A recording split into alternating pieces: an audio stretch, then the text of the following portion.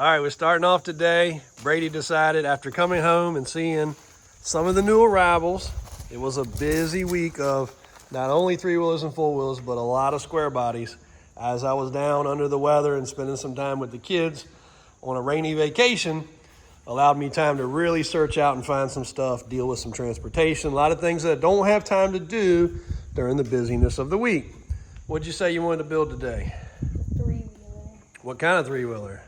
A blue three-wheeler. Blue three-wheeler what? What kind of tires? A donut. Donut wheel. So Brady has been researching and learning about the ATC90. The ATC90 came from where? Japan. And they were made from 1969 late.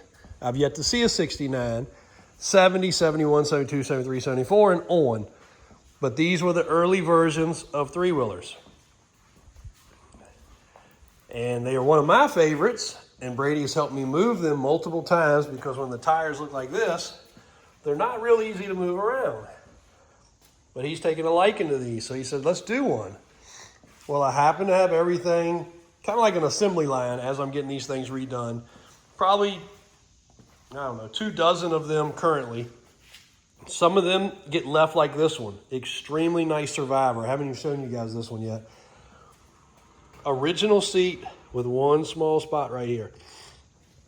And sorry for my voice. Still a bit under the weather.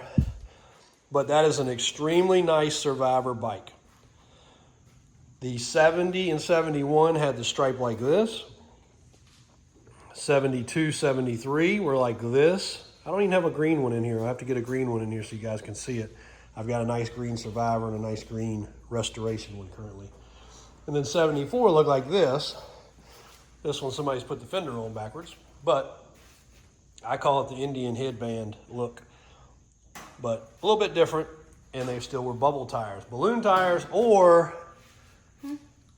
what do you call them?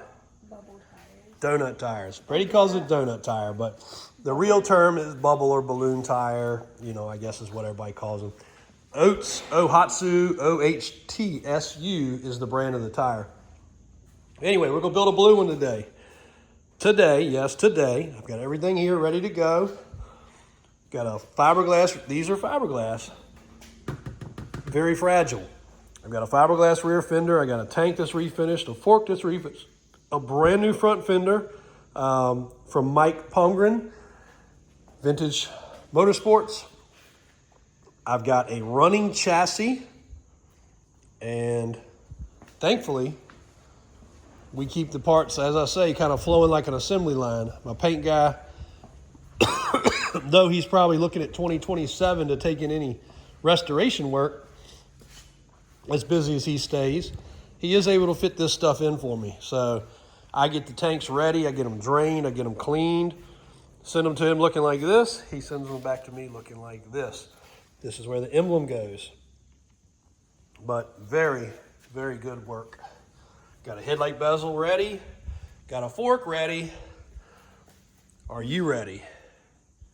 Yeah. All right, let's start this project. We got to move the monster truck out of the way, then we're going to get going.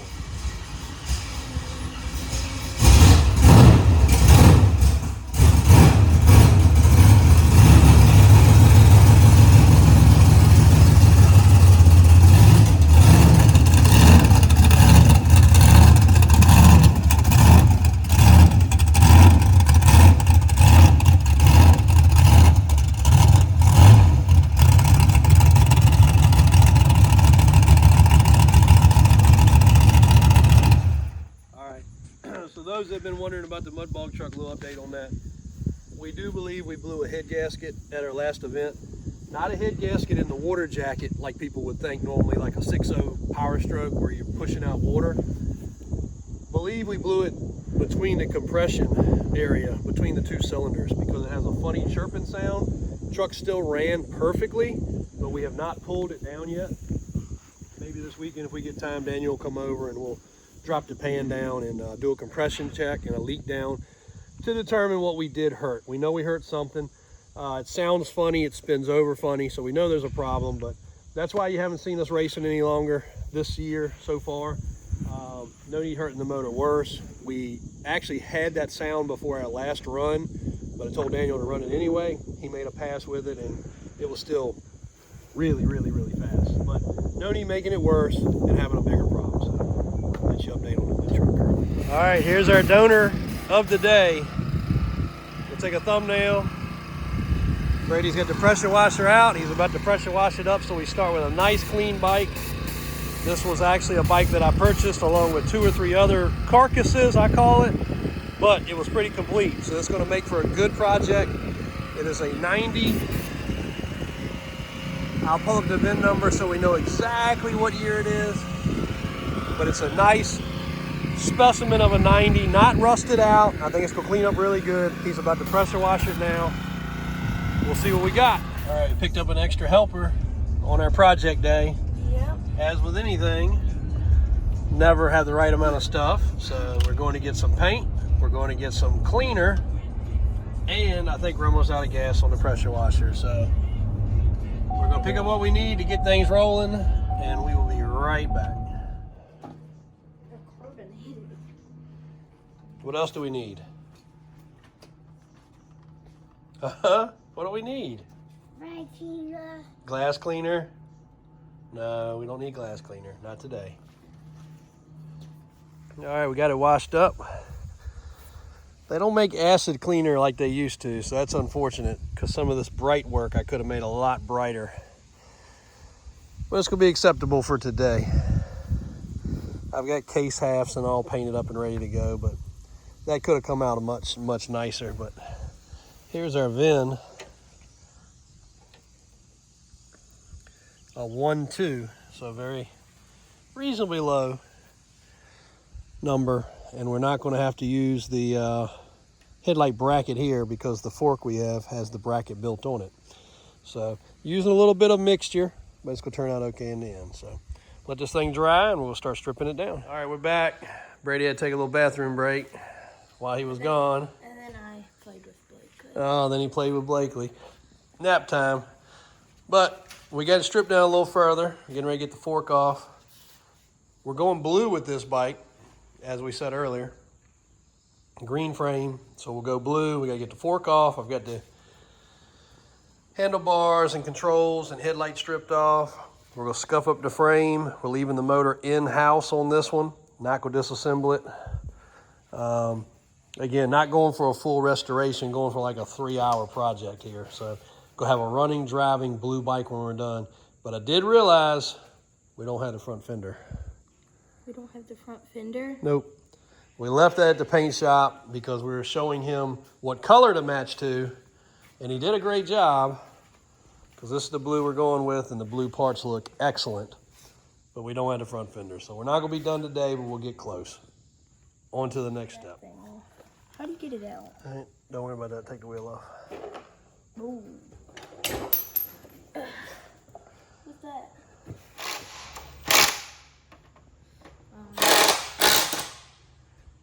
All right, here's kind of a crazy part. Ball bearings, these do not have a keeper cage. They literally sit with a race, so you have to put them back in with grease. Top's not too big of a deal. Top's pretty easy when you reload it, but the bottom, not so much. You have to actually dress them right around here with heavy grease and hope that they stay in place. And you do have to get all of them in there. If not, it will bind up. So we're gonna clean all this stuff up. And Brady is gonna learn about the ball bearing nightmare of getting that back up in there. All right, we did a quick tape up and frame paint. Now, one thing we're not gonna do completely error correct because I don't have the right paint. The fork, well, the head right here where the steering stem goes through, on this particular year would have been painted color match. On the year after it would not, but normally that would be blue. If y'all paid attention, it was green because this was a green bike. The blue we got and the blue it is doesn't quite match. So instead of making it more ugly, we're going with black, and the black laid on really good. Brady got it sanded and prepped. Then Brady dropped one of the parts.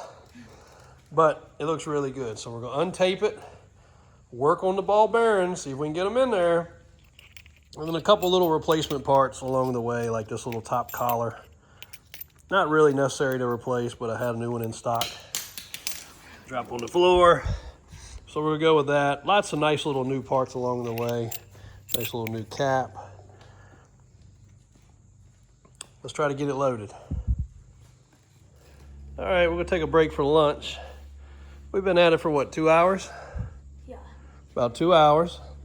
The fork and the ball bearings, how was that? Hard. Pretty tricky? Yeah.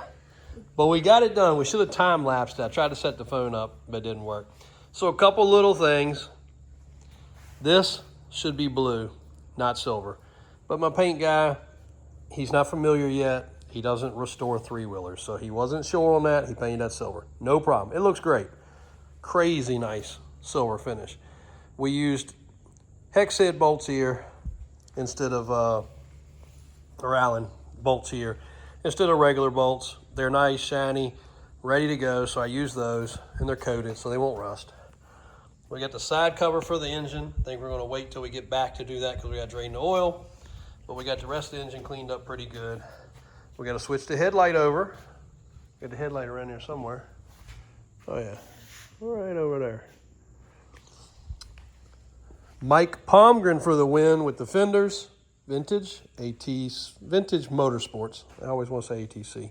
Even got the bottom little guards there. Getting ready to deal with the tank, the stickers, and all the good stuff on that. Nice, nice, nice padded fitted seat. Mom hurts the tires. The tires. Brady's excited about the tires. What'd you put on back here, Brady? Huh? What's this? Oh, isn't it a wheelie bar? Wheelie bar. We use it as a wheelie bar. Grab bar. And we've got a tail light for it. We got to put the tail light on. Brady actually sanded down the tailpipe. That looks good. Now, we didn't take the time to finish in there in silver. That should be silver. That's the differential. But we just went in and did it just black. But we did get that all cleaned up. We got the guard back on for the chain. And funny thing, I keep forgetting about this particular bike. This bike was sold to me, and I think the guy thought it was locked up. The chain was broken. The chain was bound up. The bike ran, but it would not go anywhere. It was locked in gear. And as soon as you went to move, it was just bound up like a transmission was bound up. These don't have common transmission problems. I saw a spot on the chain guard that was all swole up.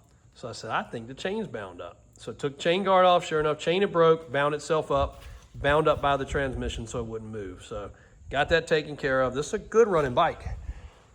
Hopefully it'll run again once we get finished with it. Yeah. And Brady's excited about putting the tires on. So we're going to get the hubs, put in the balloons, and get them on the bike. Next up. What's in the engine. Oh yeah, we're going to take the engine apart. So he's going to see what's inside of it because we're going to pull the covers off. What?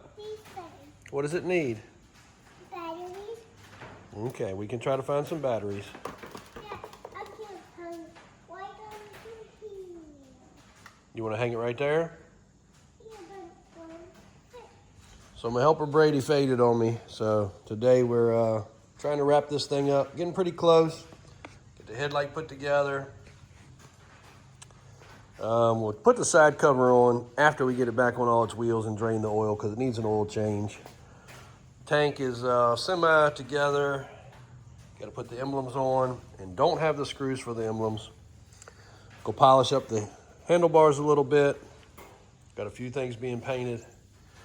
And yesterday's distraction took over where we left off. So we're about 2 hours, 2.5 hours in on this project.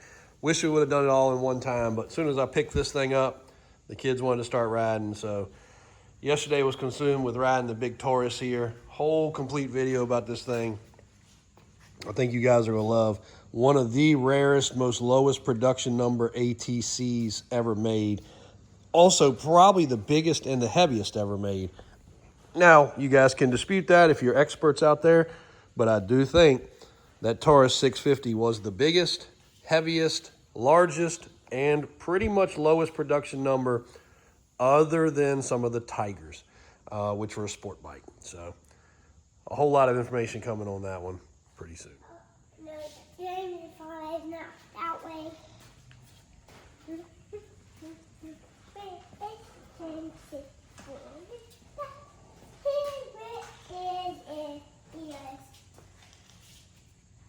Had to take a break. We need to wipe this four-wheeler off.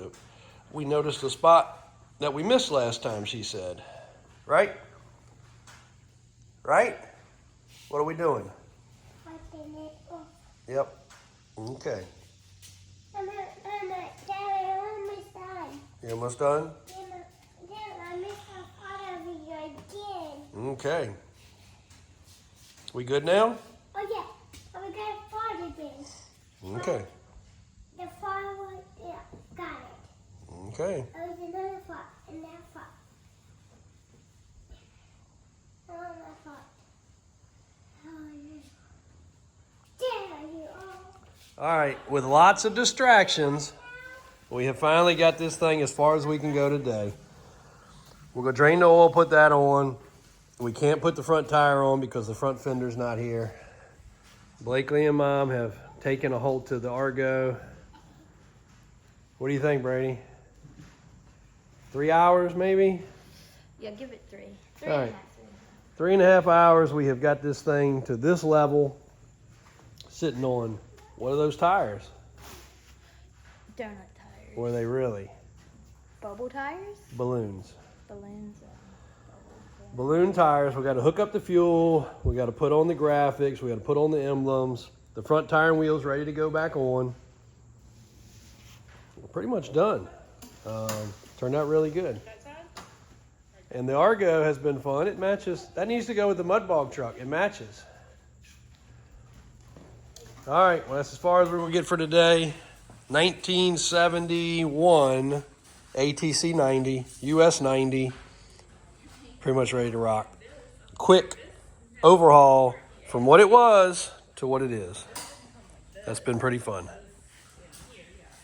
So while this thing is almost ready to go into the collection with the rest, one cool thing I always forget to mention on these, and for those that don't follow, these were designed to be taken apart and put in the back of a small sedan.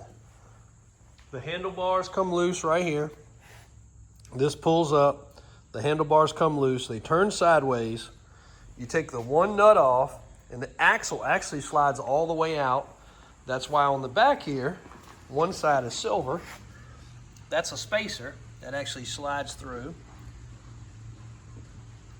And you can actually disassemble this bike, and they show pictures of it sitting in the back of a sedan. The fenders come off easily. It actually is a really small little unit when it's taken apart. So kind of a fun fact. US 90, 1969 to 1974 as the bubble tire unit, like this, balloon tire. And then 75, the 90 was still out, but just in a standard treaded form tire. It looked a lot like the 110, basically the same size. But I do have one over here I should have pulled out. Another extremely nice example of a front 90 tire. A lot of people that are in the ATVs don't like the 90s. I've always had a very big grasp of them just because they were so old school. But there's a 70, I think that bike's a 75, 6, or 7. It's a little bit of a mixture of different years. It's not a great bike, but it's a rider. The kids actually ride this one because it will start in one pull. But they went to a plastic front fender in 74. That one's on backwards. But still, fiberglass in the back for many years. So surprisingly how many of these are still together, but they all seem to crack basically in the same spot. And I think that's because you'd hit your leg on it. I mean, the exact same spot. And we'll go over this bike. This is a 74 Extreme Survivor with a killer good story. We'll go over this bike in depth over the next couple weeks. Got a little dent in the tank we're going to get fixed. That's an original seat that still has the plastic showing underneath of it. This one came with a great background, great story, and a ton of documentation, as well as a website that I'm going to tell you guys about. That is going to be living on now for a long time to come. So, cool bike. Lots of stuff to come about it. Thanks for watching today. Davis Drives on YouTube. A little bit of ATV, ATC content. I feel like you guys that love the square bodies and are from the same age group, 40, 50, 60, 70-year-olds, love these three-wheelers and four-wheelers just as much. And they bring you back in time. And I'm getting some of these ready to go into the showroom. Getting some of these ready for the kids. And what we got coming with these things is, in my opinion, going to be incredible. So, thanks, guys. Thanks for watching. Davis Drives on YouTube, Davis Auto Sales in Richmond, Virginia.